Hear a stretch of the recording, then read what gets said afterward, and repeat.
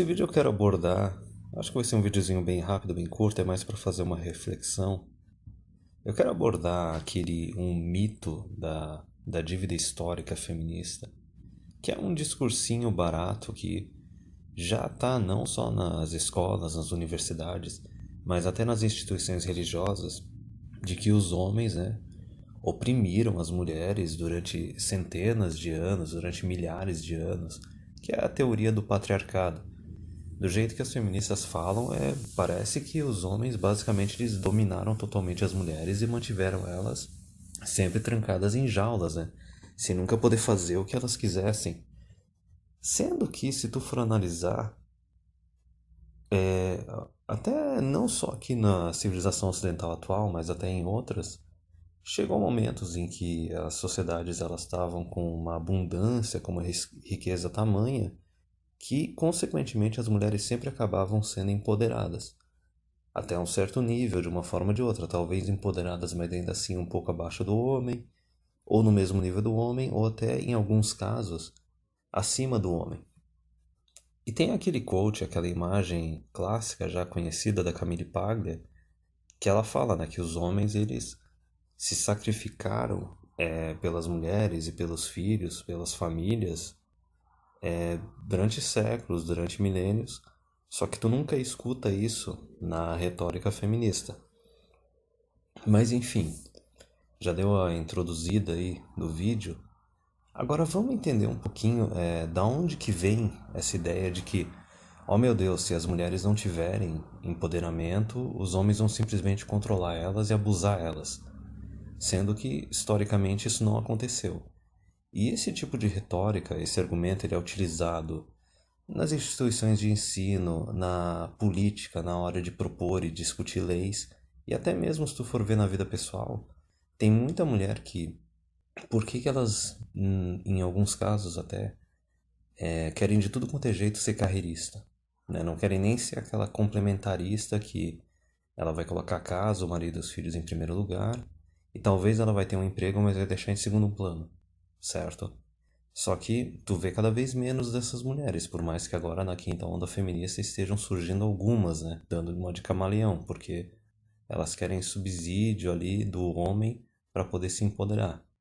Mas enfim, essas mulheres não só da geração atual, mas dos últimos aí 50 anos, elas não querem abrir mão de jeito nenhum da carreira e dos estudos delas, porque elas acham que se elas não tiverem como se manter e tiverem que depender só do marido, o marido vai automaticamente abusar dela, certo? E em muitos casos até elas preferem depender do Estado do que depender de um marido, de um companheiro, que é o cara que ama ela, né? É o cara que escolheu ela, ele escolheu o cara. Mas enfim, novamente, é o mesmo argumento. É o argumento de que, se a mulher não tiver a mesma quantidade de poder que o homem, ou mais poder que o homem, né? Se o homem tiver acima e tiver mais poder que a mulher, ele automaticamente vai abusar dela. Ele automaticamente vai escravizar todas as mulheres, o que a gente vê que historicamente não aconteceu. E agora, por que que as mulheres elas pensam dessa forma? E ou também por que que é tão fácil de disseminar para elas esse discurso e fazer com que elas absorvam esse discurso?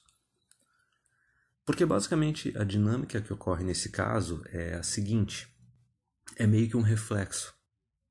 As mulheres refletem nos homens o que elas acham que os homens iriam fazer, só que na verdade é o que elas iriam fazer. Eu vou explicar um pouquinho. Essa questão do igualitarianismo, por que que tem tanto homem que é extremamente frustrado com mulher atualmente e não aceita a Red Pill de jeito nenhum? Porque o cara é filho do feminismo, foi criado aí depois da segunda onda feminista, tomou a papinha do igualitarianismo até não dar mais, até ter overdose, e daí o homem, ao invés de olhar para a mulher como ela realmente é, e analisar o comportamento dela e se adaptar de acordo, ele tem aquela imagem do igualitarianismo que não, a mulher é tão capaz quanto o homem, ela é tão responsável quanto o homem, e eu vou ter com ela um relacionamento de igual para igual. Ele se frustra porque a mulher não consegue satisfazer essa expectativa idealizada que ele tem. A mulher se frustra porque ela, no final das contas, ela quer um companheiro que esteja acima dela, de quem ela possa se tornar dependente, mesmo que seja dependente parcial. A mulher, ela quer um cara acima dela que torne a vida dela um pouco mais fácil, mais confortável. Então veja bem, aí é o homem achando que a mulher está no mesmo nível que ele, porque é o homem da geração atual, né, filho do feminismo, que está refletindo essa imagem na mulher, sendo que a mulher não é bem assim. E agora vamos rebobinar. Por que que as mulheres elas têm essa ideia de que se o homem tiver mais poder do que elas, ele automaticamente vai começar a oprimir todas as mulheres? Novamente, vendo que historicamente isso não aconteceu.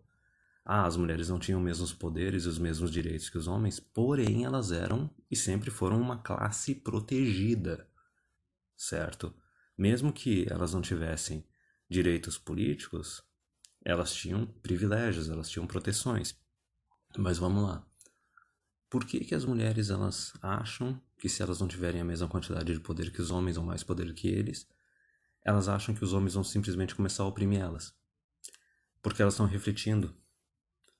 Elas estão refletindo nos homens o que elas fariam com os homens se elas tivessem mais poder do que eles. E notem que eu usei o termo fariam, porque esse seria o argumento de uns 70 anos atrás, antes da segunda onda feminista. Então vamos trocar o fariam pelo que elas fazem. Porque se tu pegar agora 2019, depois de aí 60, 70 anos desde que teve a segunda onda feminista, as mulheres, para todos os efeitos, elas são a maioria do eleitorado e elas possuem mais direitos que os homens. E o que que as mulheres estão fazendo com os homens nos países da sociedade ocidental? Reflitam aí. Elas estão ou não estão oprimindo os homens e transformando eles em cidadãos de segunda categoria? Que nem o Rolo Tomassi fala, né? Elas dividem os homens entre os reprodutores e os bois de carga. A gente pode desenvolver um pouquinho da regra 80-20 aí, mas veja bem, por que que elas acham automaticamente que se elas não tiverem poder, mesma quantidade de poder que o homem ou mais poder que o homem, eles vão oprimir elas? Porque isso é o que elas fariam. E é isso que elas acabam fazendo quando elas são empoderadas. E agora eu vou deixar um dever de casa nesse vídeo, para darem uma pesquisada não só em outras espécies, não só em mamíferos, mas em outras classes, outras famílias aí de animais, o que que acontece nessas sociedades quando a mulher é mais poderosa do que o homem? Lógico, a gente está falando de animais, a gente está falando fisicamente, a gente está falando de dimorfismo sexual. Então veja bem, quando tem espécies em que o macho ele é maior, ele é mais forte, lógico, vai ter aquele o alfa reprodutor, só que existe uma certa proteção, existe uma certa provisão, existe uma responsabilidade. Eles não saem automaticamente oprimindo e detonando com todas as fêmeas. Agora notem o que acontece quando tu tem uma outra espécie animal na qual o dimorfismo sexual beneficia a fêmea, no qual a fêmea ela é mais forte e maior que o macho. Faz a pesquisa a respeito disso e vocês vão ver algumas coisas bem interessantes. Vai pegar um pouco ali dos bonobos, que seriam uma classe, uma espécie na qual o macho e a fêmea têm o mesmo tamanho, a mesma força, e as fêmeas dominam os machos, chegando até a castrar alguns na infância quando elas acham que eles dão muita dor de cabeça. Vamos pegar, por exemplo, a sociedade das hienas também, como é que é, e pega até a dos insetos. Se vocês começarem a pesquisar dos insetos, quando for ver as situações na qual o dimorfismo sexual, a fêmea é maior e mais forte que o macho, aí é que vocês vão ver descartabilidade masculina extrema. Então, concluindo o vídeo, por que é tão fácil de disseminar esse discurso de que se os homens tiverem poder, eles vão oprimir e dominar e abusar as mulheres? E por que as mulheres absorvem esse discurso tão facilmente? E ele é utilizado para manipular religiões, é utilizado para manipular política, é utilizado para manipular a cultura. Por quê? Porque as mulheres elas estão refletindo nos homens o que elas fariam, o que elas fazem com os homens quando elas chegam no mesmo nível de poder do que eles, ou num nível de poder acima até do que eles. Eu não vou lembrar qual é o cara lá da Roma de 2000 anos atrás, eu acho que é Cato the Elder, né? Cato o Ancião, que tem uma citação bem famosa que ele, eu não vou lembrar exatamente ela, mas de forma resumida era meio que o seguinte, que se tu acha que elevar a mulher ao mesmo nível que o homem, empoderar ela, vai tornar a vida do homem mais fácil, muito pelo contrário. O que ele falava era que se tu tornar a mulher no mesmo nível que o homem, ou acima do homem, aí mesmo é que a mulherada vai se tornar insuportável. E isso remete ao tema que a gente já discutiu algumas vezes aqui no canal, das mulheres tóxicas. E isso é um discurso também que eu estou vendo bastante em alguns canais da Menosphere do exterior, ali da gringa, que é basicamente isso. Quanto mais tu empodera as mulheres, elas se tornam mais ariscas e elas se tornam mais infelizes.